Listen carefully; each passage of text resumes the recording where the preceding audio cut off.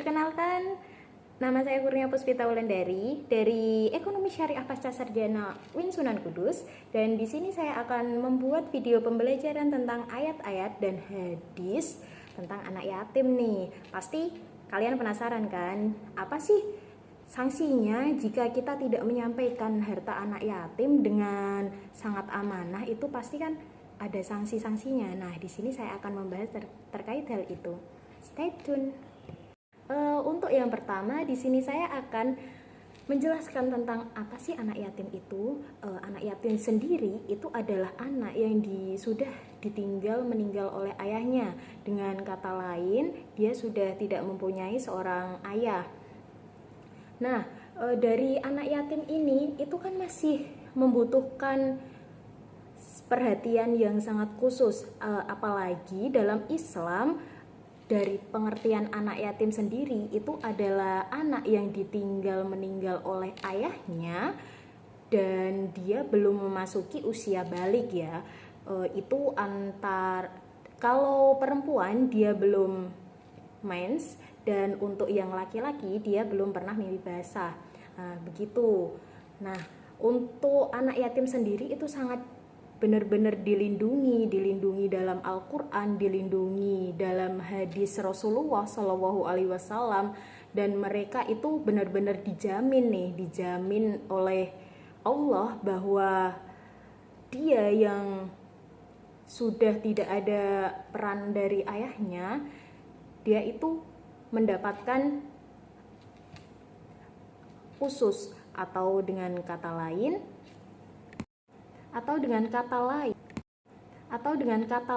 mereka itu harus diperhatikan oleh lingkungan sekitarnya. Tidak boleh kita cuek dengan mereka, tidak boleh kita bodoh amat dengan mereka, itu tidak boleh. Seperti dalam surat Al-Nisa itu dijelaskan dalam salah satu ayatnya, yaitu tentang anak yatim, yang artinya berikanlah kepada anak-anak yatim yang sudah dewasa harta mereka, dan janganlah kamu menukar dengan yang baik dan buruk, dan janganlah kamu memakan harta anak yatim mereka bersama hartamu. Sesungguhnya tindakan menukar dan memakan itu adalah dosa yang besar. Nah, dari Al-Quran ini sendiri itu kan sudah sangat jelas. Kita tidak boleh menyalahgunakan harta dari anak yatim itu. Kita tidak boleh semena-mena dengan anak yatim. Kita itu tidak diperbolehkan oleh Al-Quran ya. Dan kalau emang di sekitar kita ada anak yatim, itu kita harus membantu. Tidak boleh cuek dengan lingkungan sekitar. Tidak boleh hanya sekedar dibiarkan, itu sangat tidak boleh. Allah tidak menyarankan hal seperti itu. Dan dari hartanya juga itu tidak boleh ada yang memanfaatkan. Jikalaupun memang sangat kepepet, itu pun harus ada aturan-aturan tertentu. Tidak boleh langsung memanfaatkan atau langsung meminta dari anak yatim itu tanpa persetujuan dari yang bersangkutan atau keluarga. Dan Allah juga menurunkan ayat, yaitu dalam Quran surat Al-Isra ayat 34, yang artinya janganlah kamu mendekati harta anak yatim kecuali dengan cara yang terbaik, yaitu dengan cara mengembangkannya sampai dia dewasa dan memenuhi, karena sesungguhnya janji itu pasti diminta pertanggungjawabannya kelak nanti. Nah, itu sudah jelas sekali ya. Kalau kita tidak membantu atau malah menyalahgunakan, itu sangat membuat dosa besar bagi kita. Salah satu hadis Nabi Shallallahu Alaihi Wasallam itu juga menjelaskan bahwa Rasulullah Shallallahu Alaihi Wasallam bersabda, barang siapa yang memakan harta anak yatim secara zolim, sebenarnya mereka menelan api dalam perutnya dan mereka masuk ke dalam api yang menyala-nyala, yaitu neraka. Jadi itu benar-benar mereka sangat dihardik oleh Allah. Mereka tidak boleh memakan harta anak yatim. Dan ada juga dia ada kebolehan menggunakan harta anak yatim, yaitu bagi wali. Wali yang dimaksud di sini yaitu ada ibu, ada dari adik ayah, ada dari kakek, itu termasuk dalam wali juga. Dalam disebutkan sebuah riwayat, disebutkan bahwa seorang laki-laki datang kepada Nabi Muhammad SAW dan berkata, Nabi SAW bersabda, makanlah dari harta anak yatim dengan cara yang ma'ruf, tanpa berlebihan, tidak menyia-nyiakan, dan tidak menggabungkan dengan hartamu. Jadi kita tidak boleh semata-mata harta anak yatim kita gabungkan, itu sangat tidak diperbolehkan.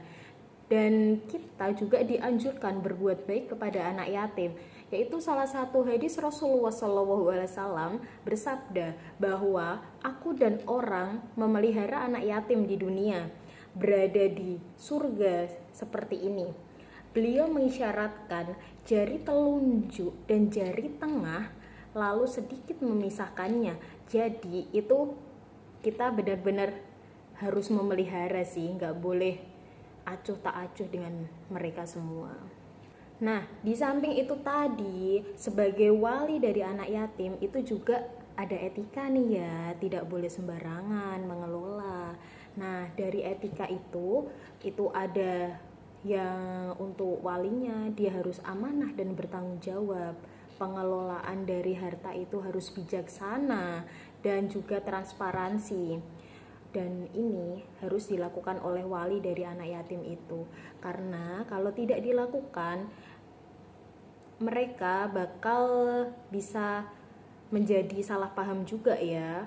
Soalnya itu juga bukan harta dari wali tersebut. Jadi benar-benar harus ada etika-etikanya dalam mengelola. Nah, dari yang saya jelaskan tadi itu juga terdapat etika juga. Tidak hanya kita yang harus atau wali yang harus menjaga, tapi ada beberapa juga dari segi implementasi hukum sosial saat ini itu ada beberapa lembaga yang menjaga anak yatim, yaitu peran dari lembaga kesejahteraan anak, terus juga regulasi dari pemerintah dan juga peran dari masyarakat. Tentunya kalau dari kita itu masuknya dalam peran dari masyarakat ya, soalnya kita balik lagi kita tidak boleh cuek dengan harta anak yatim. Dan juga ada tantangan dalam mengimplementasikan harta anak yatim itu, yaitu salah satunya jika wali menyalahgunakan itu juga ada, dan kurangnya pendidikan akan kesadaran. Kadang juga kita terlalu tidak memperhatikan lingkungan sekitar sehingga kita lena dengan mereka, itu jangan sampai seperti itu. Nah, dari pemaparan tadi, apa sih sanksi-sanksi jika kita atau seorang wali itu dia menyalahgunakan harta anak yatim? Banyak juga sanksinya dan itu sangat-sangat dibenci oleh Allah. Yang pertama yaitu mereka diancam dengan neraka syair, yaitu orang-orang yang memakan harta anak yatim secara jolim akan dibangkitkan pada hari kiamat, dan dalam keadaan keluar api dari mulutnya, telinga dan matanya. Siapapun yang melihat itu pasti mengetahuilah itu adalah orang-orang pemakan harta anak yatim.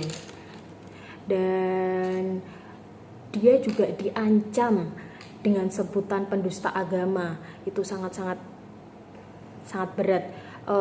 Dari Quraisy Shihab, dia menyatakan bahwa bagi wali yang miskin boleh memanfaatkan harta itu, bukan mengambil upah atau imbalan menurut yang patut.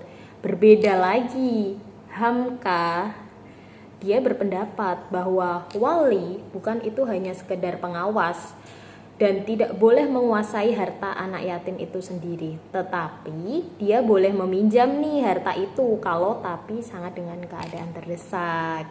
Tidak boleh asal mengambil, dan itu pun harus membayarnya kembali. Dari sanksi di atas juga terdapat sanksi yang lebih, ini benar-benar ditekankan oleh Allah, yaitu diancam dengan kebinasaan.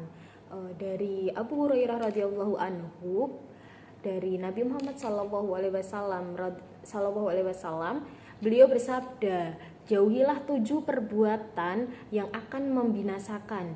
Para sahabat bertanya, wahai Rasulullah, apa saja perbuatan itu? Dan Rasulullah bersabda, yaitu menyekutukan Allah, sihir, membunuh jiwa yang diharamkan oleh Allah kecuali karena hak, memakan riba, memakan harta anak yatim, lari pada waktu berjihad, dan menuduh berzina kepada orang-orang beriman yang selalu menjaga diri. Riwayat Bukhari dan Abu Muslim. Nah, dari kita harus menyadari ya, mereka juga bertanya tentang anak yatim. Pertanyaan mereka bisa jadi sangat beraneka ragam nih. Maka Allah memerintahkan Nabi SAW menjawab dengan jawaban singkat tetapi menyeluruh, yaitu mengurus urusan secara patut adalah hal baik. Maksudnya yaitu kita harus mendidik, bergaul, memelihara, serta mengembangkan harta yang dilakukan dengan baik dan wajar. Itulah sikap yang dituntut oleh terhadap anak-anak yatim ya, yang selama ini kamu lakukan dengan memisahkan makanan kamu dari mereka adalah sikap yang tidak sejalan dan tidak wajar. Itu sangat tidak diperbolehkan. Kita harus berperilaku sama terhadap anak yatim.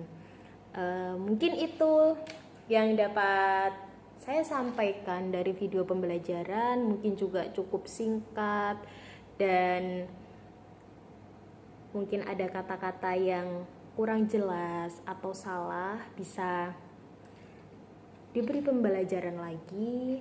Kurang lebihnya saya Kurnia Puspita Wulandari, saya mohon untuk pamit undur diri. Terima kasih. Wassalamualaikum warahmatullahi wabarakatuh.